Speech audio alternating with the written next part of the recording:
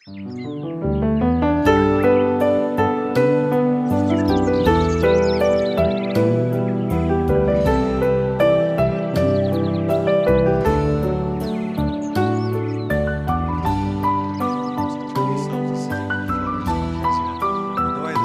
do it. You see, with the one leg put behind the back.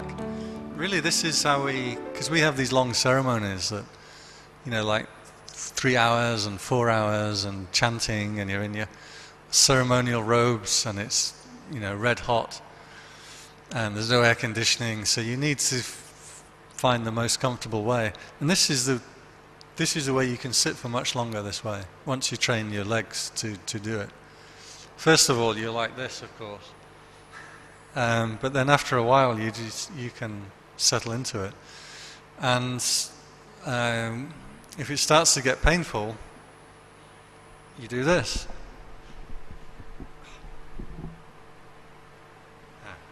You flip sides, and then you feel that nice change to your posture. And you're supposed to flip sides with your legs backwards, not forwards, so you don't flash everybody. And we're taught this, really, and then sometimes, you just want to bring your leg around the front, and then the senior monk kind of points at you like this. And yeah, I have to be careful of these things. So lunch was okay? Yeah? Yeah. I think the first time we came here, we'd booked the deluxe version of the lunch, and a few of us thought it wasn't really the deluxe version, but we weren't complaining. But they really took it seriously and thought we were complaining their food was no good. And so then every time now the food's excellent. So sometimes it works to have a complaint.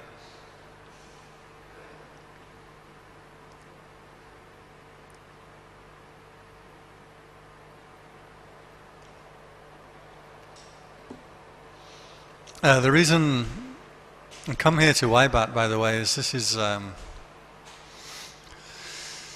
my own opinion, of course, but in Thailand there are various temples and groups and organizations, but I really like this particular organization at Waibat.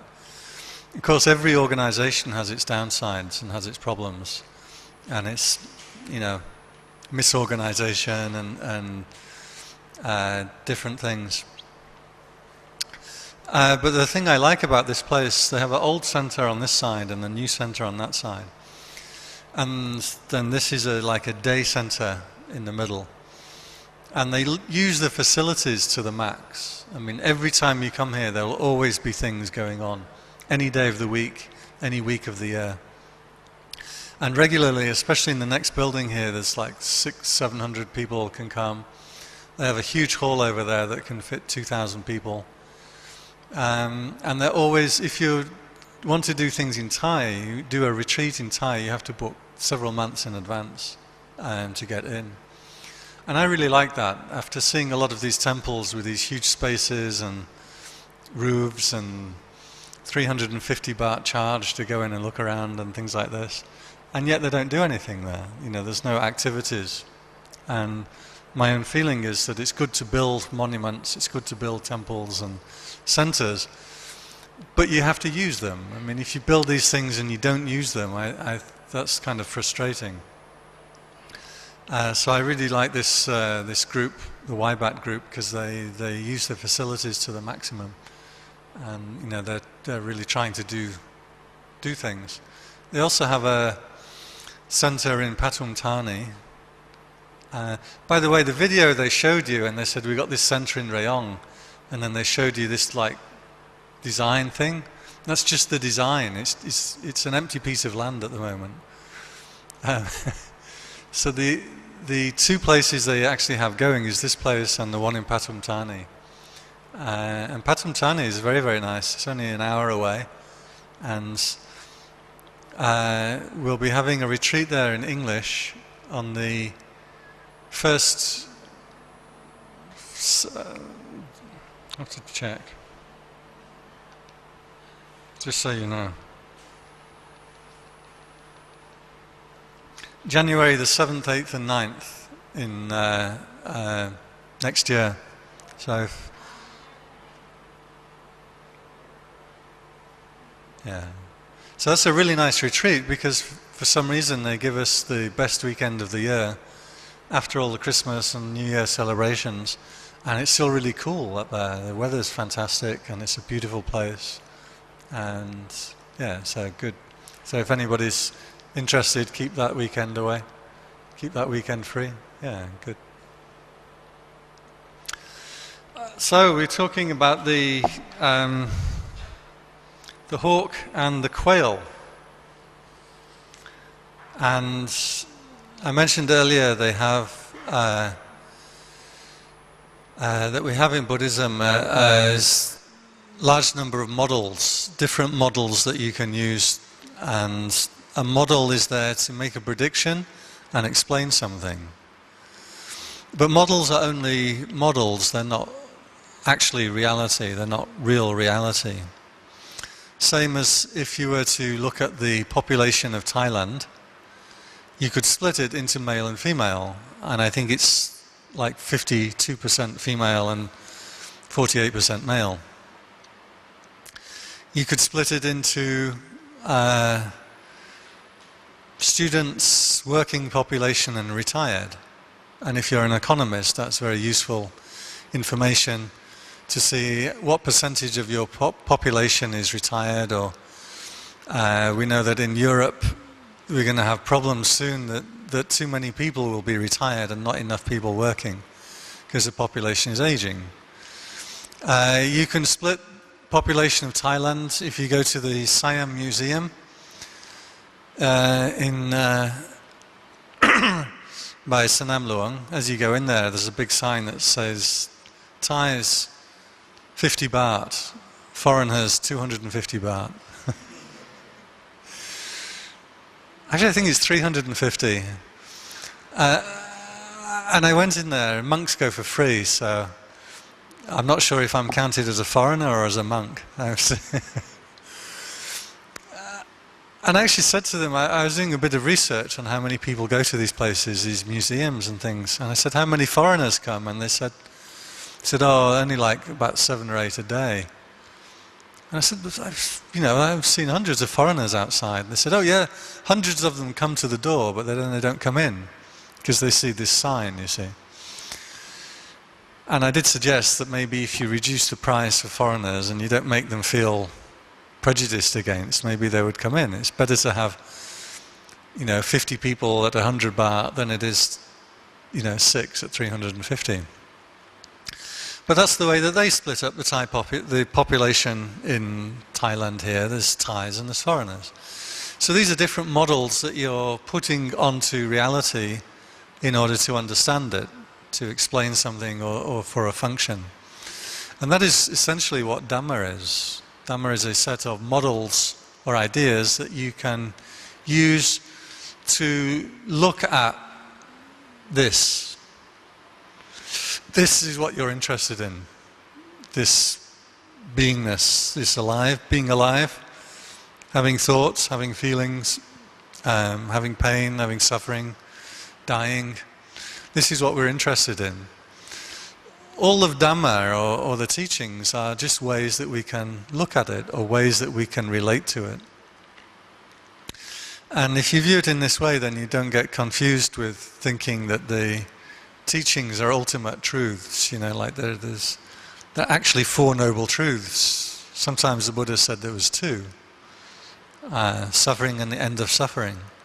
Sometimes he said there was 4. One of them was feeling, which we'll talk about shortly, but feelings there are 3. Liking, disliking and neutral. It's not feelings of emotions. It's feeling tone or something like that. But at other points he said there was 5 kinds of feeling. There's bodily pain, bodily pleasure, bodily neutrality, mental pain and mental pleasure. And so this one monk, he said there are 5 kinds of feeling. And then he was going along, presumably somewhere, And he met the other monk, and the monk said, no, there's 3 kinds of feeling. And they started fighting with each other of how many kinds of feeling there are. Of course, it doesn't matter. Actually, there's another teaching that says there's 6 kinds of feeling. And another one that says there's 12. And I think the 12 kinds is the pleasant or unpleasant eye consciousness, pleasant or unpleasant ear consciousness, pleasant, unpleasant nose consciousness. So all of these things are just teachings. Of course, they went back to the Buddha and they said, is it 5 or is it 3? And he said, well, sometimes it's 5 and sometimes it's 3. And yet people fight over the teachings, right? You know, you see it, this idea in Christianity of transubstantiation. If you're Thai, you won't know what I'm talking about probably, but whether the bread and the wine represents the flesh and body of Christ, or whether it is the flesh and body of Christ. You know, they fight wars over this, and you know, come to blows over it. And the Buddha actually predicted this. He said that normal people will fight over sense pleasures and sense desires, and religious people will fight over beliefs, and they'll come to fight each other with sticks and clods and weapons and things. Another amusing anecdote, I've told this one a number of times, but according to the mythology, don't take it too seriously, but according to the mythology, you can't have 2 Buddhas in the world at one time. One reason, the weight of their goodness will be too much for the world to bear and it will crack into pieces. The other reason is their disciples will fight each other.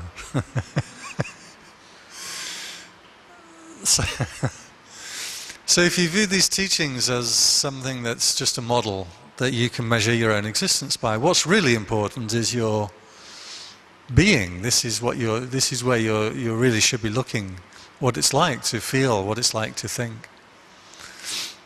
Another person asked, a Thai person asked one time, is dukkha in the 3 characteristics, dry lack, is dukkha in the 3 characteristics the same as dukkha in the 4 noble truths?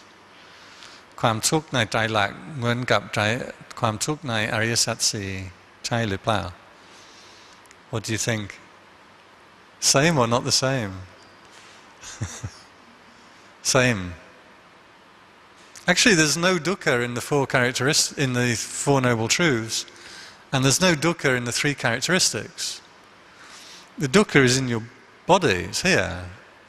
And if a dog bites your leg, do you think, now is that 3 characteristics dukkha, or is that 4 noble truths dukkha? I mean, this your leg dukkha, your leg hurts. That's what the real dukkha is. And yet people really do get confused with this, even really good meditators sometimes, attaching to the teachings, thinking the teachings are actually real or true, and they're not. They're just pointing to your own experience. This is where the things are real and true. So this is a big part of Buddhism, is to come back to what is real and what is true. And when we're doing that, you have to put aside all your thoughts and ideas and your constructs and your ideas about the world, and come back to look at what you can actually know. And what you can actually know is quite small. It's these 6 senses. You see your mind reaching out to some kind of thought, then some kind of sound arises, you think about that, then some kind of feeling in your body, and your mind goes out to worry about the feeling, and then you flip from the feeling to the worrying about the feeling. And really there's these 6 streams of information coming in at you, and that's it. That's all you can know. Right? If anyone knows anything more than that, then they should let me know.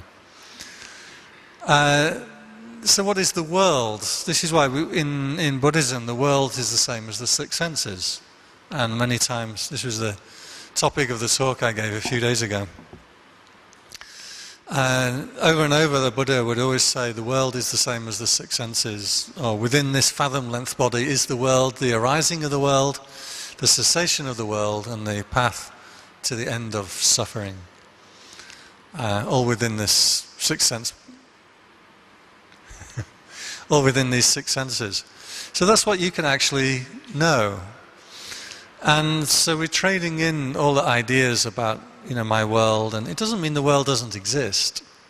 There are still floods in Pakistan, there are still nuclear bombs, there are still football teams, there's still, traffic jams and things like that. But as a meditator, that's not how you're trying to relate to the world. You want to relate to it, what you can actually know internally. So you see these, if you switch your mode of perception, if you like, and you see the world as these 6 streams of information piling at you, coming at you. Now each one of them wants to drag your attention away, make you think about this and that, and get involved with the world. And the mindfulness is keeping your attention back. You're maintaining self-awareness. Okay, so that's the practice that we're trying to do. So we come to the hawk and the quail. Now, as you're faced with looking inside your own being, what you normally find is not that nice. We talk about being spiritual and spirituality and developing these good qualities, and we ring these nice sounding bells.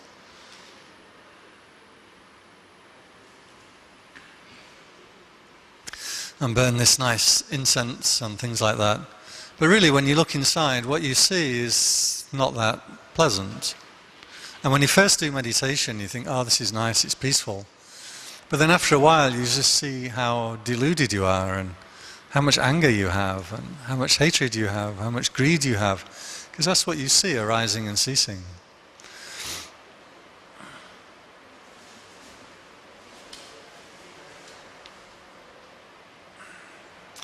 I was talking to Bhikkhuni Dhammananda, and she has a lot of peace and a lot of wisdom, a lot of presence. She's really quite cool.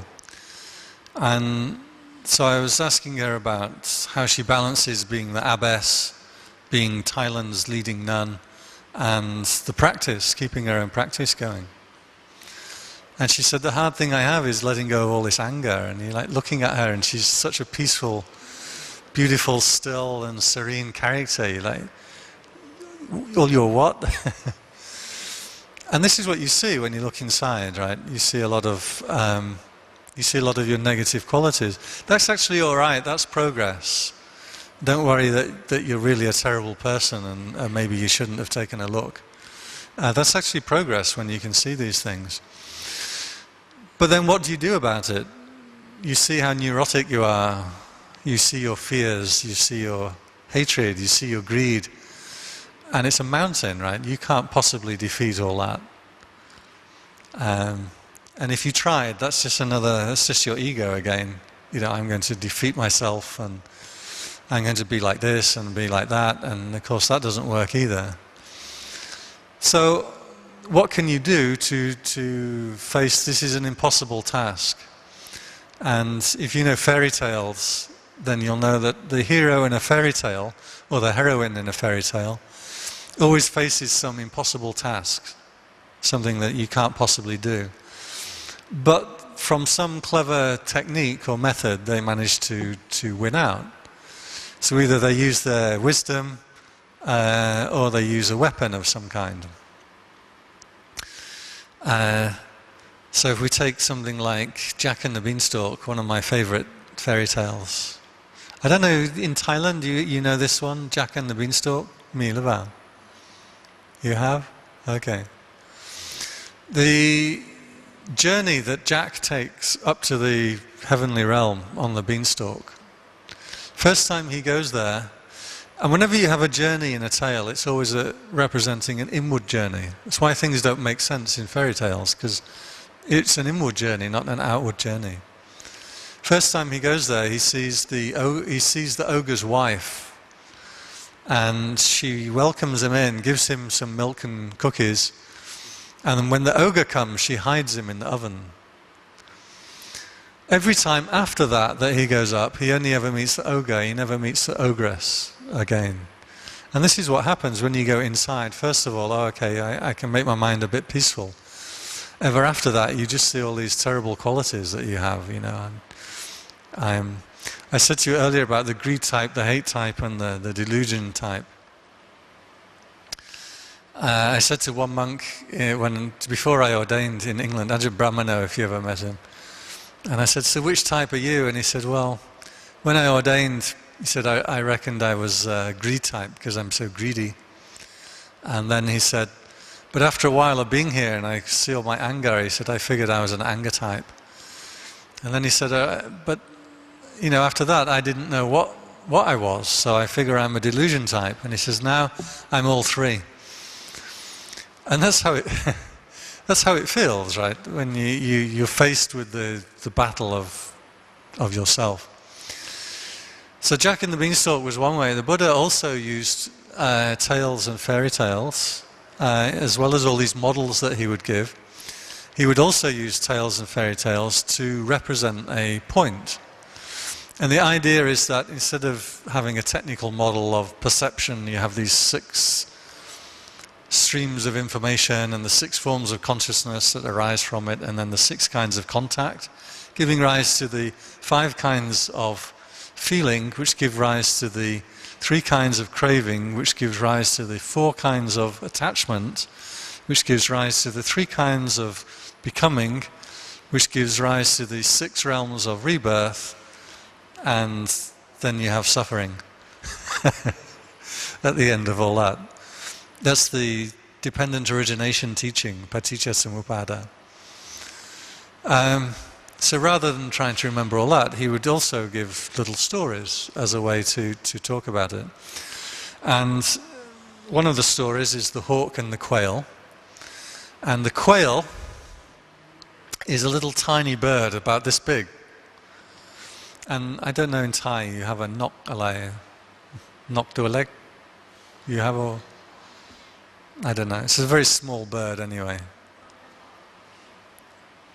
Nok krachok, that's a sparrow, it's smaller than a sparrow. And a quail represents weakness or inability, because the quail is the weakest of all the birds. It's so tiny and it's so light that practically anything can crush it. It's defenseless. So the quail represents your inability to do anything. And they talk about tying a quail with a stout rope. And actually you just need like a hair, you could tie a quail up. But he talks about tying up a quail with a stout rope, and he's like, this is how people are tied to their delusion. They're completely defenseless and can't get away from it. So the hawk in this story represents everything that's bad. In Thai is gilet, your kilesa or your defilements.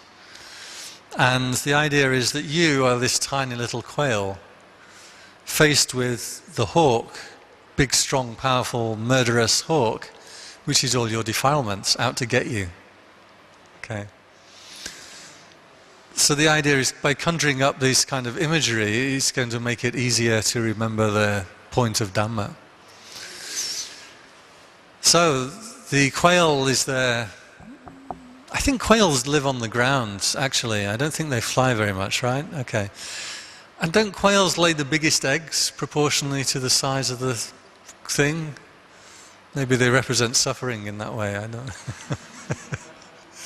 There's a few funny characteristics about quails. But I think most of the time they spend on the ground. They can fly, right? They can't fly. You don't know? You don't think so?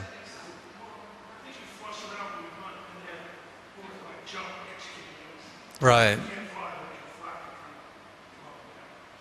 Right. I thought chickens can actually fly if they're wild. So I was told. I don't know. I saw a chicken coop once right next to Hanam Monastery, and I was walking around there and the farmer caught me and we started talking. And the fence was only about like 6 foot high, 8 foot high. And I said, why don't you chickens just fly out? And he said, wild chickens can, but reared chickens can't fly. I don't know. I see the ones in my temple, they can't fly, but they can go up trees. They can flap their way up trees. So the quail is there, it's a defenseless little, basically ground, maybe flying a little bit, we're not sure, bird.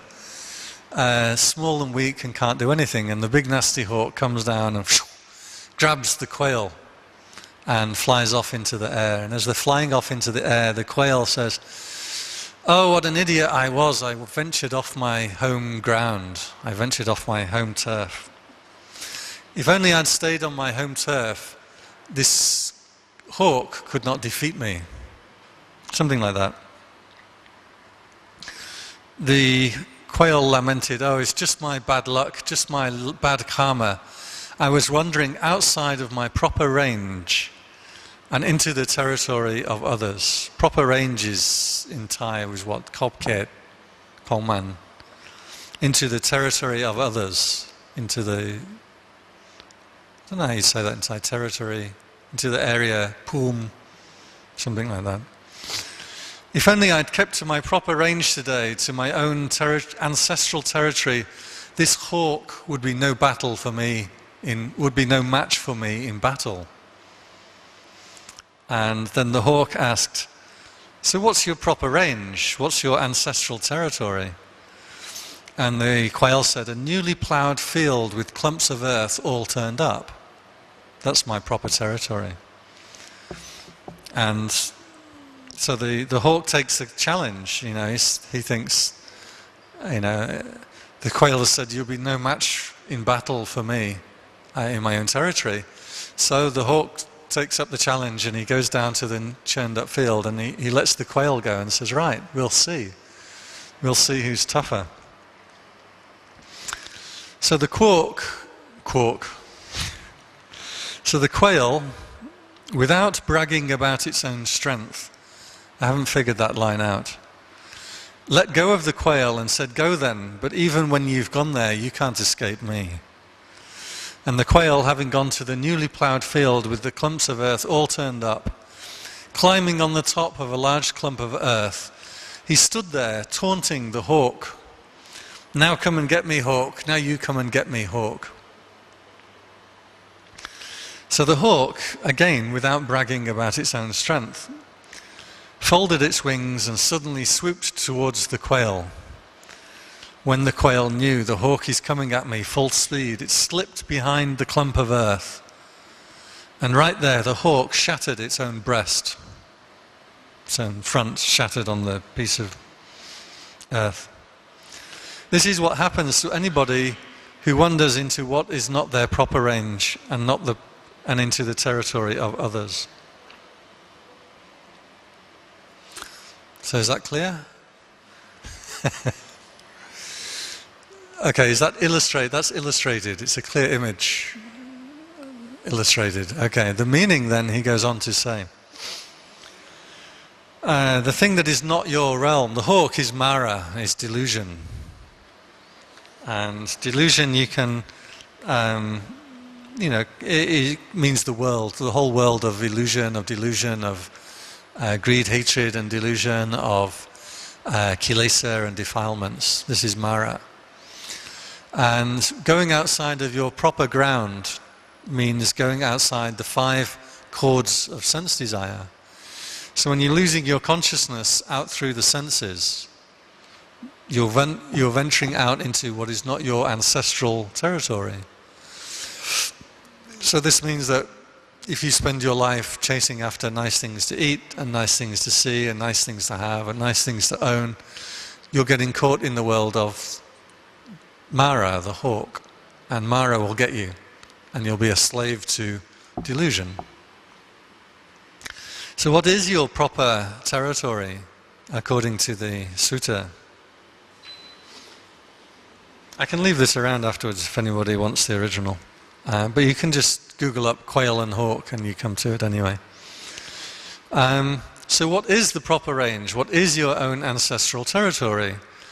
Where wandering, Mara gains no opening, Mara gains no foothold. These are the 4 frames of reference, or the 4 foundations of mindfulness. 4 foundations of mindfulness. This is the case where a monk remains focused on the body in and of itself, ardent, mindful, putting aside greed and distress in relation to the world. He remains focused on feelings, liking, disliking, and neutral, in and of themselves, alert, mindful, putting aside greed, distress with reference to the world. He remains focused on mind states, in and of themselves, ardent, mindful, putting aside greed and distress with reference to the world. And fourthly, he remains focused on the mental qualities of Dhamma, in and of themselves, alert and mindful, putting aside greed and distress with reference to the world. This is the proper range for his own ancestral territory. So these are the 4 foundations of mindfulness, which I've actually been introducing already today, but I think most of you know in some way or other. First one is body. And the body, there is several different ways that you can focus on the body that I'll mention in a minute. Second one is feelings, which in Buddhism the word is Vedana. If it's hard to remember, you think of Darth Vedana. Liking, disliking, and neutral. Okay. So I was talking earlier, if you get caught up in liking and disliking things, your mind gets wrapped up and caught within that particular object, and it's very hard to see. It's very hard to see the truth of what's happening around you. Citta, or mind, paying attention to your mind. This is what we were doing at the end of each walking meditation. You stop and you take stock. Is my mind patient or impatient? Is it expanded or is it contracted? Is it bright? Is it dark? You take stock and you take note of what your own mind is doing. Fourth one is Dhamma, which is the models that we have in Buddhism of certain qualities of your experience that are right to look at. So you can look at, for example, Niccang. Sometimes some Buddhists don't know that there's a teaching about Niccang, permanence. Niccang you have, miด้วย, Niccang, go miด้วย. And permanence is a facet of your experience. So you can look at yourself and think of yourself since you were a baby, to how you are now, to when you're an adult, to when you're old. Is this the same self or not? One way of looking at it is this is permanent, this is me the whole time. That's Niccang.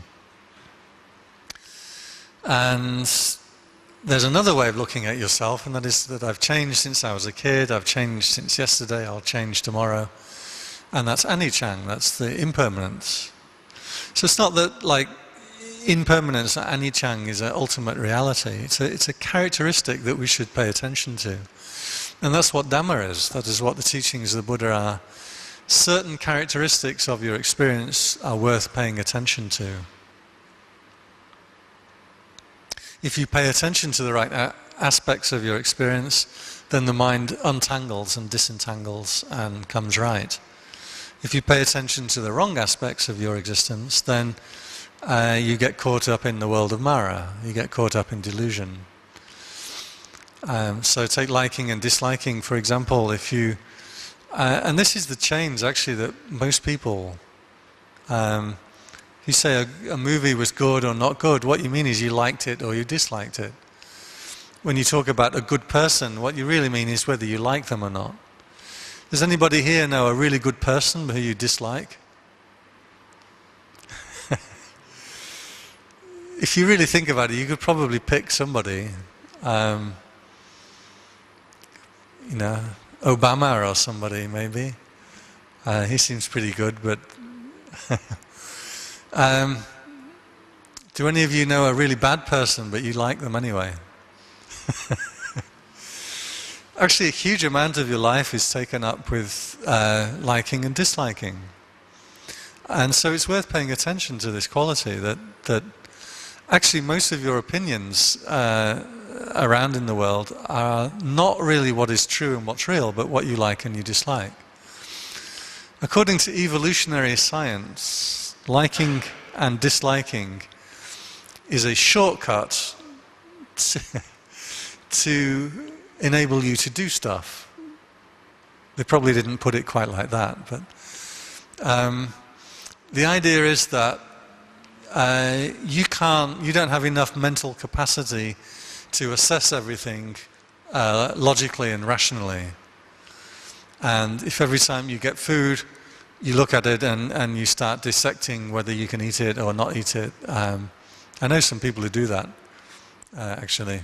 Jennifer, she's one. Looks at everything, whether it's going to be good for her or not good for her. Then it gets quite hard to eat. You know, everywhere she goes, she takes a suitcase of food with her. We were joking, she came on retreat with us and she had one suitcase of clothes and another of food. Joking, but she really did. Well, she does have some physical, problems, so we can give her some metta for that. But if you are assessing everything logically, then it just takes too much time. If you're going to meet Arthur here and assess whether he's good or bad, and you have to get a notebook out and ask him what he's done in his life and what he thinks about things, and it would take you too much time to figure out what kind of person he is. So according to evolutionary science, we have this liking and disliking. It's a shortcut. I like him, so it doesn't matter then what he says. I like him. The food, if you like it, then you eat it, and hopefully evolution has taught us to like the right kinds of food, which it probably has naturally. The trouble is we have manufactured food now that tricks our evolutionary senses, and so we end up liking things far too much that we maybe shouldn't like. One example is seagulls, and there's a particular kind of gull that has an orange spot on its beak. And the baby seagulls, when they're born, hatchlings, are they baby seagulls? Chicks? When they see the mother, they peck at the orange spot on the mother's beak to get her attention so that she will feed them. And this is a instinctive reaction. They are just bred to be drawn to an orange spot. So the psychologists put a bigger, brighter, more orange spot into the nest on a piece of wood to see what would happen. And what happens is the chicks will start pecking at the piece of wood, and because it's bigger and brighter than even what nature can provide, they literally peck their own brains out. They peck so hard that they rattle their own brains out and kill themselves. This is called hyperstimulation. And the idea is that evolution has trained you trained us to pursue certain things by liking and disliking. But when you artificially overproduce that thing, then you go crazy. So the example with the human race is food, is the best example. By evolution, we are trained to look for salt, sugar and fat, because these are quite hard to find in the natural world, salt, sugar and fat. And so that's why we like cookies, because they're basically salt, sugar and fat and a bit of flour. Hyperstimulation. We like these chicks pecking our own brains out, eating this bad food. And I see in Thailand, they used to like, even when I came here, they still liked fairly good food. But I'm seeing a lot more of this kind of food coming into the Thai cuisine these days. A lot more Dunkin' Donuts and, even pizzas and McDonald's. And if they weren't so expensive, they'd be even more popular. So this is liking and disliking. It's a shortcut through thinking about things. You don't have to think about something. You just decide whether you like it and dislike it. And this has been programmed into us from an early age. And So coming back to Dhamma, what we want to do is look a bit more rationally now, rather than following just what you like and what you dislike. Start to act a little bit more rationally. You meet somebody at work, your boss, you don't like him, you don't like her, she's a terrible boss. And then you don't work very well for that person. Are you mature enough to recognize that liking and disliking and put it aside? And decide that I'm going to be a person that acts out of Dhamma rather than a person who is slave to what I like and dislike. Yeah. Any other examples? Can anybody think of an example? Liking and disliking? Food, your boss, your car, I don't know. My parents, they were hooked on houses, and they spent their whole life that I saw, working on their house. And trouble with that is every time you get back to your house, it's not good enough because there's always something else you have to work on, isn't there? So they never really hit that spot where the house was, okay, it's good enough now. It's actually good enough. Always pulled around by this liking and disliking. When you look carefully then, getting caught in liking and disliking, you're getting caught in the world of Mara, of delusion. And it says to you that you like this and you dislike that. Actually, maybe it's not true. Right? Maybe you can change what you like and dislike. If you come back to your clump of earth and you duck down behind your clump of earth, back on your ancestral territory of the here and now, the four foundations of mindfulness, just seeing the body and in the present moment, just seeing the rising and ceasing of the liking and disliking. This is your home turf, and you can't get deluded if you do this. Now what you find is a lot of things that you thought you liked, actually you realize you don't like that much. And other things that you thought you disliked, you can start to quite like. But more than that, you start to get beyond, you stop caring about whether you like or you dislike something. I do this with Dhamma teachers. And a lot of people say, oh, this Dhamma teacher, he's really good. And they don't mean he's really good, they mean they like him. Actually in Thailand they mean he's really famous. Thai people like famous teachers, So Ajahn Jayasaro on Tuesday, I'm expecting at least 200 people there, because he's really famous, so he's really good, I really like him. And then you see some other monk, Ajahn Jayasaro has been a monk 35 years.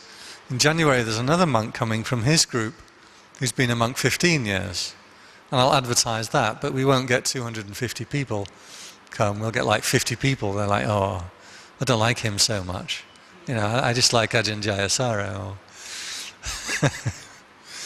So I know that I don't have to book a large room for this monk when he comes. And yeah, I know this monk, he's actually a very cool monk, very good teacher. If you're willing to put it aside, actually you can learn from anybody at any point, any time. Take Andy here, he's been with I don't know, hundreds, but certainly dozens of teachers all around the world. And yet he's never like, oh, you're not as good as my teacher, or his teacher's coming in February, so we'll also be setting up some things with him. It's putting aside that liking and that disliking that then you start to be able to act in a way that's a bit more mature, a bit more responsible, and a bit more beneficial for yourself. I can't think of any more examples, liking and disliking. The last one, chanting. This is a good one. When I first got to the temple in New Zealand, actually, and I'd read this book about coming to the center of your being and there's no self there, it's like the center of a circle, it doesn't exist and yet it does exist. I'm like, wow, that's cool. And I get to the temple and this is what I want like centers of circles that exist and don't exist, and koans and things like this. And the monk said, okay, put your stuff in the hut there and then you come for chanting at 5 o'clock. I'm like, chanting, that's something you do in rehab in America. That's not what I want to do. And then you learn the chanting and it's all these new words, and then you find the rhythm and start picking out certain words, and it's interesting, and then it's boring, and then you switch off and you just think about something else. And if you've been in Thailand a while, you do the chanting, it just comes out. You just tell your body, start chanting, and then half an hour later you've finished, right? Mindless. And then you try and change that and say, well, I want to be really present with my chanting and really mean it. And so then you start learning the Pali to find out what the words mean. Some people are surprised that monks do chanting and we don't know what the words mean. And then in Thailand it's hot, you see, we do this chanting with the ceremonial robes. We have the folded robes, right? And your sangati and there's actually about, when you folded up your bottom robe and you put the top robe on it, there's actually about 25 layers of cloth over the left-hand side of your body. In a hot temple with no air conditioning, with 150 monks crammed into a room smaller than this. And the chanting then becomes like disliking. You get a rash down the side of your body from the heat, from the sweat. So then there's like, I got to Thailand as in this, I don't like the chanting anymore. Now the ancestral territory, the Quail's home, when I get caught up into I like this and I don't like that, I'm making the whole world. I'm making a world of the chanting and the temple and the tradition and all of this. These are all ideas, constructions that I'm making up in my own mind. If I go back to what's really real, I can just see this liking and disliking. And what you see is disliking comes up, the chanting, oh. And then you're thinking about something else, and you're like, the disliking is gone. And then you hit one of the chants you like, and then it's, oh, this is a nice bit. Now you've got this liking coming up. And if you watch it, nothing stays for very long. It's just gone. Like, I like it. And it's gone. It's like, I don't know if I like it or not now. It's gone. And this is what's really happening. This is the going from the world of Mara or delusion back to your ancestral territory or your home turf of what's actually real. What's actually real is this liking and this disliking, and sometimes neutral. It comes up and it disappears. It comes up and it disappears. And if you think of a person in your life, do you like them or dislike them? I mean, you can say generally, but when you're actually talking to somebody, if you're being mindful, you see that, oh, they've just said something that I dislike, or now they've said something that I like. And you can see yourself being pulled backwards and forwards.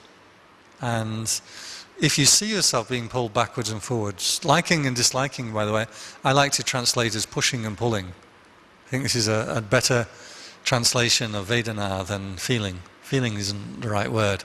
Pushing and pulling is a much better word. You see this pushing and pulling, and then you get fed up of it. This is called nipita. Nibbida in the Universal Pali, or nipita in Thai. You get fed up of it. You get fed up of being pulled around by, I like this and I dislike that. So you become more willing to abandon it, to let it go. So that's the body.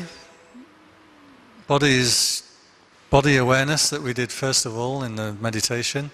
The breathing is also considered body. And the awareness of your movement is also considered body, iriyabot yoi.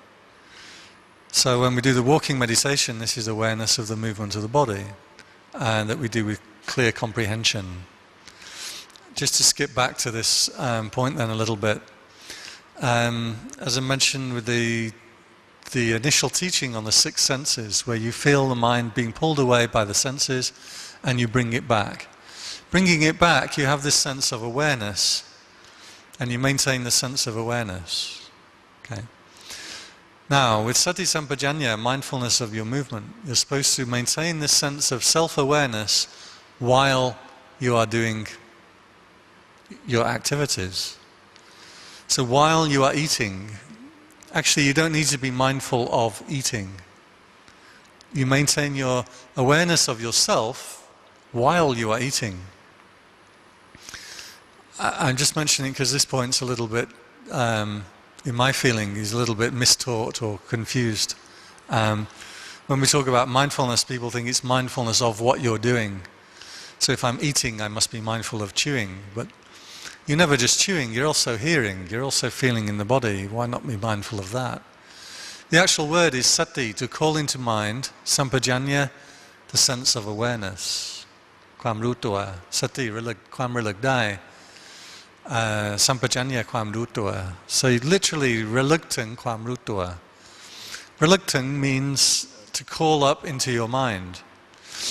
You can call anything into your mind, your mother's name,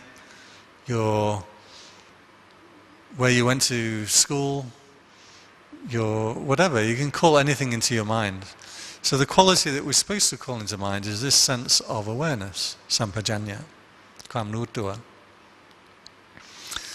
So the first foundation, body, includes the breathing, includes the body awareness, includes the movement of eating or standing up, sitting down, reaching, urinating, going to the bathroom, reaching your hand forward, cleaning your bowl, etc. That was basically the list in the sutta, but it means any activity that you're doing. You can maintain this sense of self-awareness. Okay. There are also a few other ways to be contemplating your body as the 4 elements or as the 32 parts, or a beautiful description. It says you contemplate the body as a sealed bag of skin filled with unpleasant things.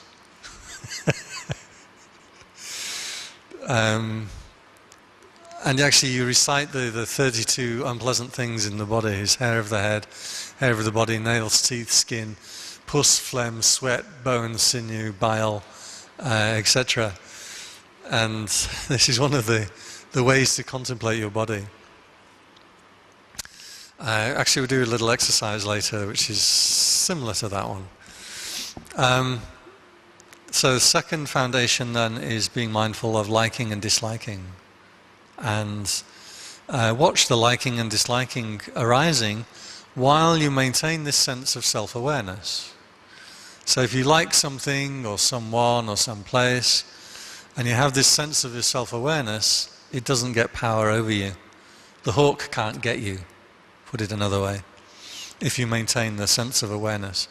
If you give up the sense of awareness, you're coming out of your ancestral ground, your clod, and the hawk's going to get you. Mara, you're getting caught up in the world of Mara. Yeah. Fortunately, the hawk would kill you, but Mara kind of just lets you keep going, so you get another chance, and another chance after that. So I thought we'd do some meditation. As I say, we'll finish early today, a little bit early today. But we can do some walking meditation. The idea of this analogy then, of doing these analogies and these stories, was to make it clearer in your mind. So sometimes even you're doing the meditation or you're walking or you're going from one place to another and you can't, it's all this Dhamma, there's all this noble truths and 10 kilesa and there's the 10 fetters and there's the 5 hindrances, and you're not sure if you're being fettered by one of the 10 fetters or if you're being hindered by one of the 5 hindrances, or what kind of dukkha it is you have arising. Is it dukkha, viparinama dukkha or sankhara dukkha? And it gets confusing, you see.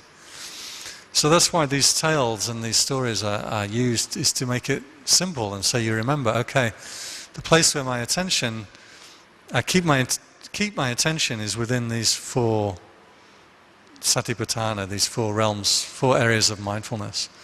We've done the first 2, and I'll talk about the second 2 a little bit later.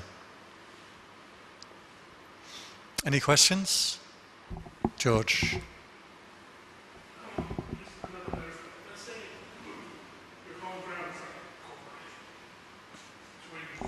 Your home ground is a corporation. That's what you do, okay. But your home ground, where you exist, things are happening that are not good for people in general. But you like what you do. You like what you do, yeah.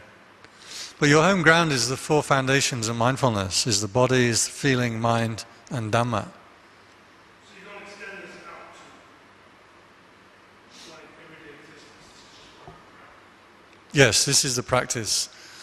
The Satipatthana practice, or the foundations of mindfulness practice, is rather than losing your attention caught up in the world of Mara and delusion, which is corporations or family or... Yes. Yes. Yes. So you develop a sense of mindfulness in your practice. Yes. And then you learn from the real world. Yes. Well, you're always in the real world. Well, let's say you are into the everyday world. Or the unreal world, yes. And you find things going on around you that. Yeah. So you don't like that. Yes. It's liking and disliking. Right. But so I'm observing that displacement. But I don't really want to act on that, right? Because then I'm going to pull out of. Well, you have to act, but the point is, if you just keep watching the right aspect, wisdom will arise. So you know how to act. So you still make a decision and do something or other. I did it when I used to work as a manager in a jazz club, and you talk about one job where you can't have any mindfulness is when you've got in a jazz club. As a manager in a jazz club, yeah. And this is called high demand, low control stress, which means that people are demanding of you instantly. I want this and I want it now, and I demand that I have a perfect time and a great meal and nothing goes wrong. And it's stress, it's a lot of stress involved. It's different to executive stress. Executive stress builds up over time and gives you heart attacks and things like that. This high demand, low control stress actually is quite good for the heart because you're running around the whole time. But also when you finish at the end of the day, you've finished, you can put it down. So it's a different kind of stress. But if there's any one environment for not being able to keep mindfulness, it's a jazz club when you've got, I mean this is like really busy jazz club. Full restaurant, a la carte restaurant, bar, live music, dancing, the lot, all crammed into a small space. It was loud, it was noisy, full of horrible people, getting drunk. And so how could you possibly keep mindfulness in this situation? And yet I found that it was quite easy if you try.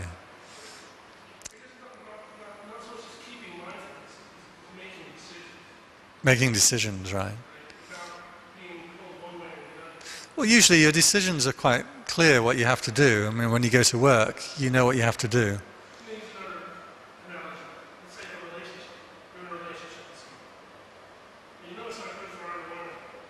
Yeah. Right. Yeah. You're asking a monk about relationships?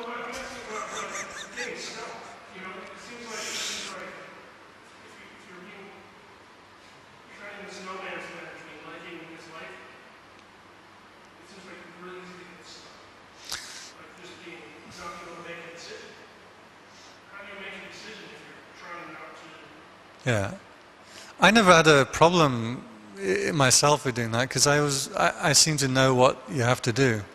And usually you know what you have to do. But when you're dealing with somebody, the first thing then is if you can feel this liking and disliking and nail it, you're not going to be pulled around by it. Then you know, how do you behave towards the person? Well, you say, if I'm a practitioner, I establish metta. And I make my mind have metta first. That's the most important thing. Then usually you know what to do. Sometimes you don't, but life is full of questions and conundrums and things. I want to go back to the jazz club though. I'm better with jazz clubs than relationships. What I found was actually, we had a cash register, and when you put the money in, it would do the printout before the drawer would open. So I'd be running around like crazy, and you get the money and you dash back to the till, to the cash register. You type in the amount, and then it goes, and you're sitting like this. Come on, why can't the drawer open and you can get the change ready while it's printing out? And it took about 3 seconds to print out the thing, which is a lot of time when you're running around. So I used to use that 3 seconds just to stop and be mindful. And like, oh yeah, mindfulness. So like 20, 30 times a night, I would suddenly remember, oh yeah, mindfulness. And then it would be there, like, if not with me, like right next to me the whole night through. Even taking an order, dealing with complaints, shouting at the staff, things like this. It would always be right there next to me, this mindfulness. So you find ways. When it comes to relationships, it's like hard. There's absolutely nothing so difficult in this world as dealing with people. And the closer the people are to you, the harder it is to deal with. But that's your job, your task. Search for the hero inside yourself. Does anyone have a anecdote or a recommendation of mindfulness when dealing with people, family?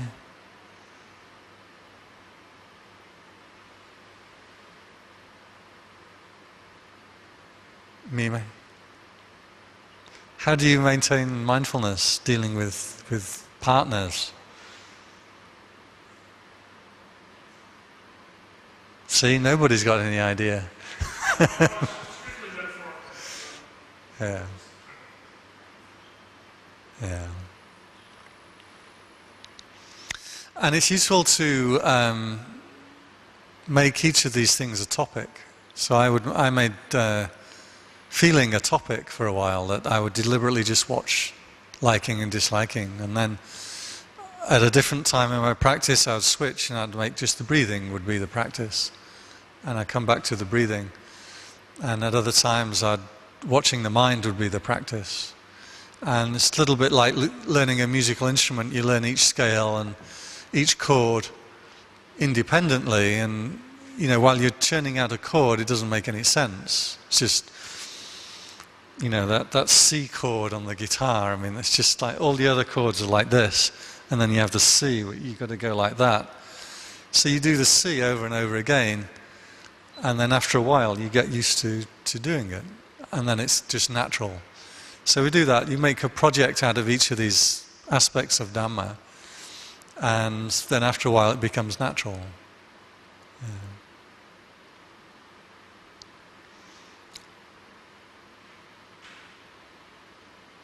So we'll go back to change the posture a little bit into the walking meditation.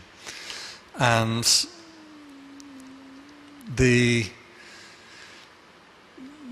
task then is to see, the one aspect is to focus onto the feet. Your feet is your anchor.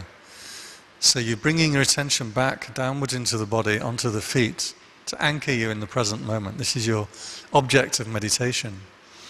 But the object of meditation is only to keep you coming back to the right place. Actually, you should try to maintain this sense of self-awareness, self-presence. So, kwam ru tua, you call into mind the feeling of awareness or the feeling of consciousness.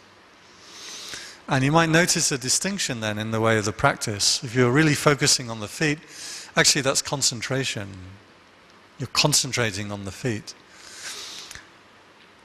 Once you've got some concentration going, then you can relax the concentration a little bit and focus on the awareness, on just this self-knowing, on this self-awareness, and feeling every time this awareness starts to get lost in a sound or a thought or a feeling, and then you bring it back. What you should find then is everything starts to fade. Even the body, to a large degree, starts to fade out, start to get less distinction on the feet, but you have a generalized sense of awareness rather than a specific sense of awareness. This is something that's not taught very much, especially in Mahasi Sayadaw method. And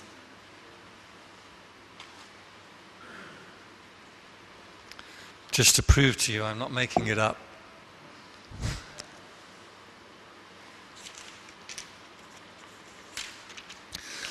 Contemplation of body. He abides contemplating the body as body, ardent, fully aware and mindful, having put away all thought and grief for the world. So you let go of the whole world. Contemplation of the body, you have mindfulness of feeling, mindfulness of the four postures, full awareness. A bhikkhu is one who acts with full awareness, which means you maintain this sense of self-awareness while you are going forward and returning. So it's not mindful, I am going forward, I am coming back. My right foot is moving, my left foot is moving. It's mindfulness while your left foot is moving, while your right foot is moving. He acts in full awareness when flexing or extending his limbs, when wearing robes, carrying the bowl, eating, drinking, consuming food, tasting, defecating, urinating. He acts in full awareness, walking, standing, sitting, falling asleep, waking up, talking, and keeping silent. In this way, he contemplates body as bodily, body as body. Now, if we flip to the end of the chapter on this, the insight then that comes from this, according to the Satipatthana Sutta, same as the Mahasatipatthana Sutta, the same sutta. In this way, he contemplates the body as body, internally and externally. He's contemplating the body in its arising factors, contemplating the body in its vanishing factors, contemplating the body arising and ceasing. And here's the important line at the end of each passage. Or else, mindfulness that there is body is simply established in him to the extent necessary for bare knowledge and mindfulness. And he abides independent, not clinging to anything in the world. That is how a bhikkhu contemplates body as body. Again, this Satipatthana Sutta is, the sutta is actually a later compilation, but the sections in the sutta are actually the oldest teachings that we actually have of the Buddha. This is the closest to his actual words that it's possible to get. So, after using the contemplating the body's breathing or the four postures, etc., etc., the last part of each section it says, mindfulness that there is a body is simply established just to the extent necessary for bare knowledge and mindfulness, and he abides not clinging to anything in the world. So I'm offering this up. If you're a beginner to walking meditation, then keep coming back to the feet, because it will anchor you in the present moment. If you've done meditation before and you've done these things before and you want to experiment, let go of the object to a larger degree, just enough so you know that there is body, just enough so your attention is here with the body. That's actually as much as you need. It's very light kind of awareness, attention. If your awareness is disappearing or getting locked away, sucked away, then you come back to a stronger object like the feet. Are there any questions on that? Okay, so we'll do pick your walking meditation spot as before, and just see if some of these things work. See what the difference is when you're on your home turf and you're mindful and you're aware. Whether the feeling's pleasant or unpleasant doesn't matter. Whether you like it or dislike it, put that aside and see. And then afterwards we'll have the feedback. Okay, so we'll do the walking for 20 minutes.